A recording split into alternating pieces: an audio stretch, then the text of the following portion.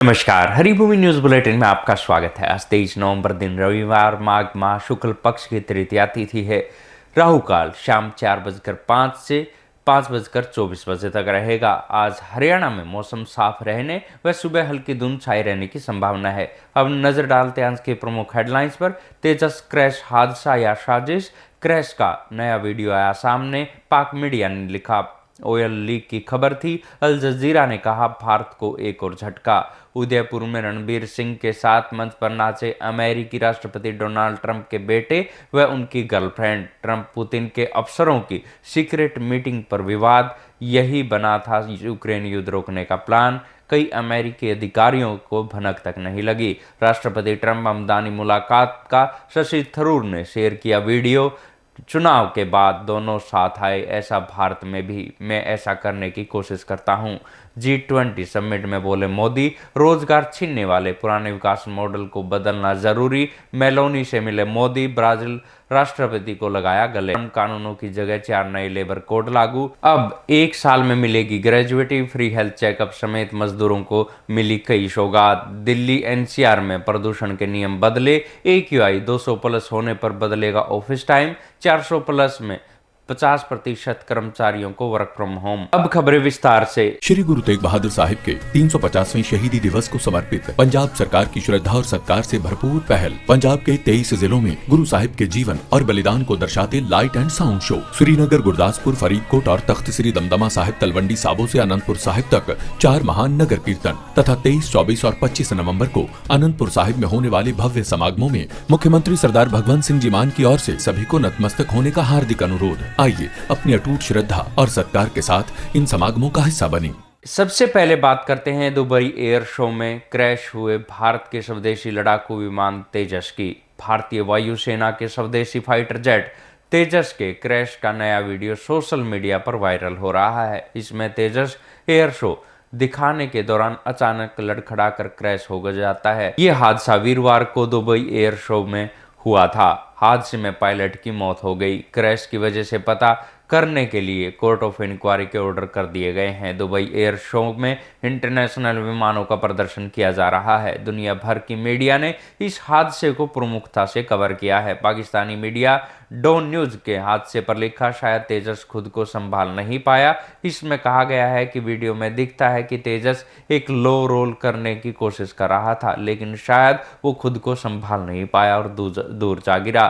Qatar के अल जजीरा ने लिखा कि दुबई एयर शो में भारत में बना तेजस फाइटर जेट डेमो के दौरान गिरकर जल गया। हादसे में पायलट की मौत हो गई। ये तेजस का दूसरा क्रैश बताया जा रहा है। BBC ने लिखा, दुबई एयर शो में भारत का तेजस फाइटर जेट उड़ान के दौरान क्रैश हो गया। इस हादसे में पायलट की मौत हो गई। दुबई एयर शो 2025 में इस साल 1.5 लाख से ज्यादा लोग पहुंचे थे और दुनिया की लगभग 1500 कंपनियों ने इसमें हिस्सा लिया था। कुछ मीडिया रिपोर्ट व रक्षा विशेषज्ञों ने दुबई में आयोजित एयर शो में तेजस के दुर्घटनाग्रस्त होने के पीछे विदेशी साजिश होने की आशंका व्यक्त की है। भारतीय वायुसेना ने हादसे के बाद बयान जारी कर जान गंवाने वाले अपने पायलट के परिवार के साथ खड़ा रहने की प्रतिबद्धता जताई है। अब बात करते हैं राजस्थान के उदयपुर में डोनाल्ड ट्रंप जूनियर व उनकी गर्लफ्रेंड द्वारा बॉलीवुड के गानों पर किए डांस की। बिजनेसमैन रामा राजू मंटेना की बेटी की शादी में उदयपुर में कार्यक्रम था, जहां अमेरिकी राष्ट्रपति डोनाल्ड ट्रंप के बेटे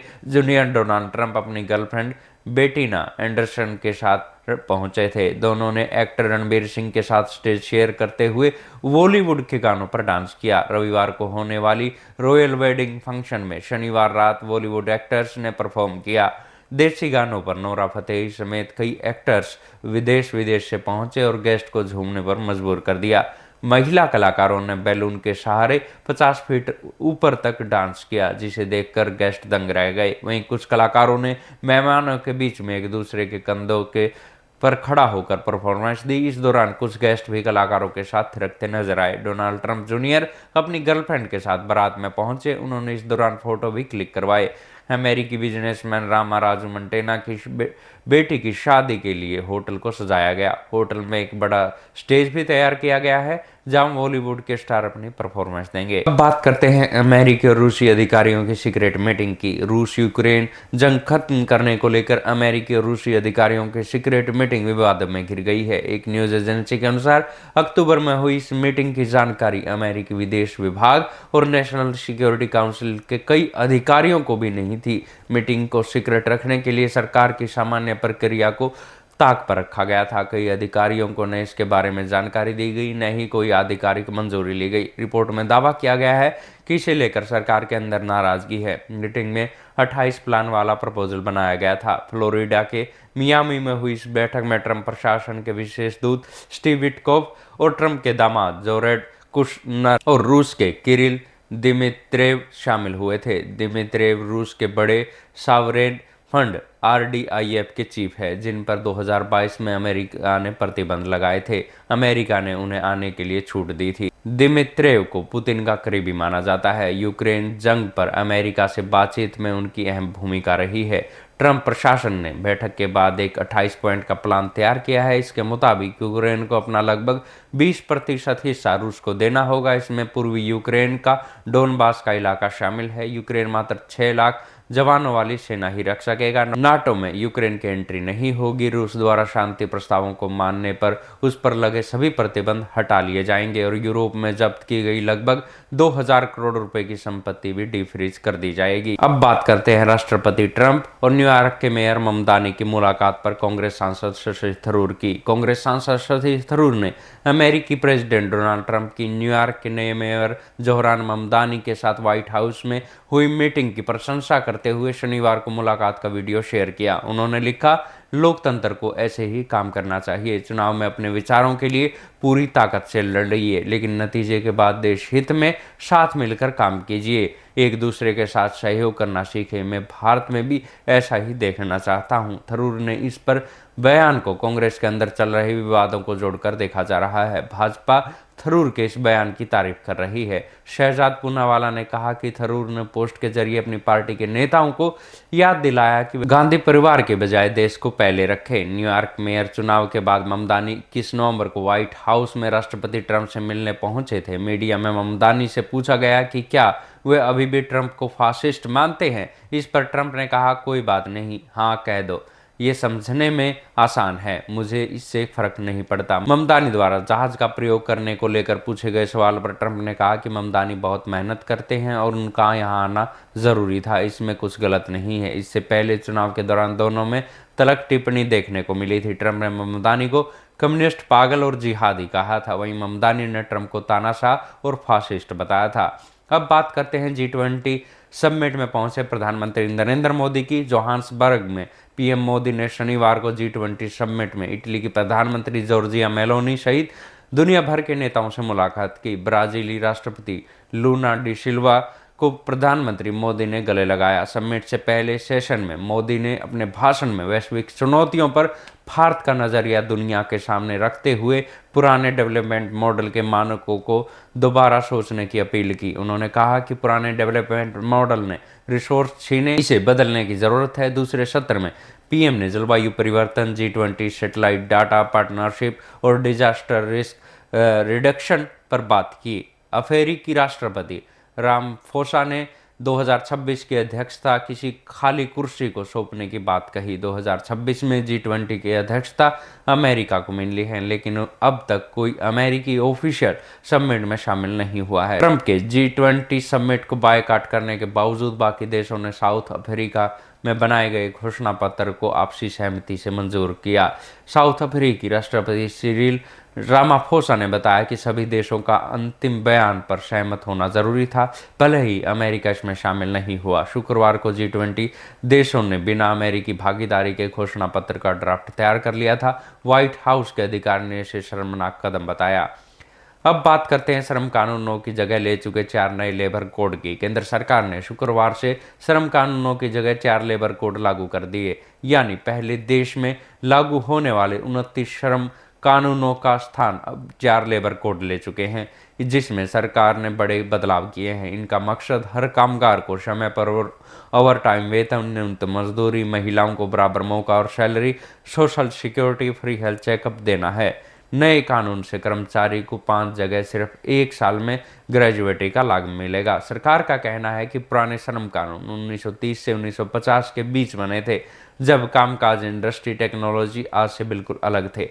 नए कोड आधुनिक जरूरतों और अंतर्राष्ट्रीय मानकों को ध्यान में रखकर बनाए गए हैं, इसलिए पुराने 29 श्रम कानूनों को सरल बनाकर 4 लेबर कोड में बदल दिया गया है। प्रधानमंत्री मोदी ने स्वयं एक्स पर पोस्ट कर इसकी जानकारी देते हुए लिखा कि नई श्रम संहिताएं लोगों के लिए, खासकर महिला व युवाओं के लिए सामाजिक सुरक्षा, न्यूनतम और समय पर मिलने वाली मजदूरी, सुरक्षित कार्यस्थल और बेहतर अवसरों की मजबूत नींव तैयार करेगी। ये बदलाव मजदूरों के अधिकारों की रक्षा करेंगे और भारत की आर्थिक वृद्धि को और मजबूत बनाएंगे। इन सुधारों से रोजगार बढ़ेगा, उत्पादकता में सुधार होगा और विकसित भारत की दिशा में हमारी गति तेज होगी। हालांकि ट्रेड यूनियनों ने लेबर कोड लागू करने की आलोचना करते हुए इसे श्रमिकों और मजदूरों के खिलाफ उठाया गया कदम बताया है।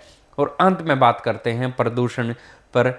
ग्रेप व CAQM के नए नियमों की। वायु गुणवत्ता प्रबंधन आयोग ने दिल्ली व NCR के बढ़ते प्रदूषण को देखते हुए ग्रेप को और सख्त बना दिया है। नए नियमों के अनुसार अब शुरुआत में बड़े कदम उठाए जाएंगे ताकि हवा बिगड़ने से पहले हालात को संभाला जा सके। शनिवार को दिल्ली NCR औसत AQI 360 रहा, जो बहुत खराब श्रेणी है। नए नियमों के अनुसार पहले जो नियम ग्रेप 2 में लगते थे, अब वो ग्रेप 1 में लागू हो जाएंगे। ग्रेप 3 में नए नियम ग्रेप 2 में लागू और ग्रेप 4 के नए नियम ग्रेप 3 में लागू होंगे। ग्रेप 4 में 50% कर्मचारियों को वर्क फ्रॉम होम का प्रावधान शामिल है। पहले जो कदम AQI 301 से 400 के बीच होने पर लागू होते थे, अब AQI 201 से 300 लागू होने पर होंगे। इसमें दिल्ली, गुरुग्राम, फरीदाबाद, गाजियाबाद, नोएडा में सरकारी ऑफिसों के समय में बदलाव होता है। केंद्र सरकार भी अपने ऑफिसों में टाइम बदलने पर विचार कर सकती है। पहले जो नियम AQI 450 प्लस होने पर लागू होते थे, अब AQI 401 से 450 के बीच होने पर लागू होंगे। इनमें सरकारी और निजी और नगर निगम दफ्तरों में सिर्फ 50% स्टाफ बुलाना, बाकी कर्मचारियों के लिए वर्क फ्रॉम होम शामिल है। इसके अलावा केंद्र सरकार भी अपने कर्मचारियों पर यह मॉडल अपना सकती है। ऐसी ही खबरों से जुड़े रहने के लिए देखते रहिए हरिभूमि टीवी। और अधिक खबरों को विस्तार से जानना है तो हरिभूमि अखबार पढ़ें या हरिभूमि की वेबसाइट पर जाएं।